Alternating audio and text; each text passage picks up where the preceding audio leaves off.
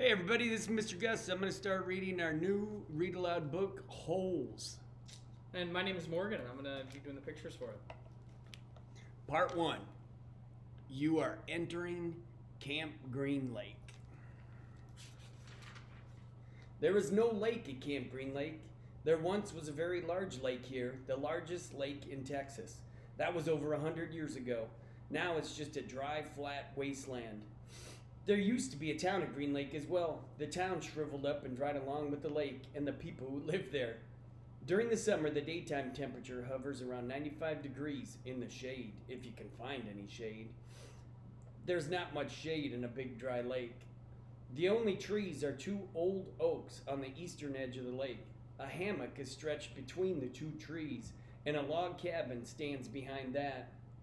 The campers are forbidden to lie in the hammock. It belongs to the warden. The warden owns the shade. Out on the lake, rattlesnakes and scorpions find shade under rocks and in the holes dug by the campers. There's a good rule to remember about rattlesnakes and scorpions. If you don't bother them, they won't bother you, usually.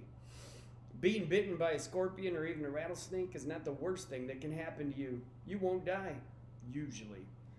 Sometimes a camper will try to be bitten by a scorpion or even a small rattlesnake. Then he'll get to spend a day or 2 recovering in his tent instead of having to dig a hole out on the lake. When you don't want to be bitten by a yellow spotted lizard, that's the worst thing that can happen to you. You will die a slow and painful death. Always.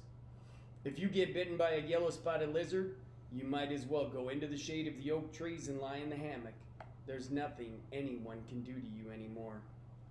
That's the end of chapter 1.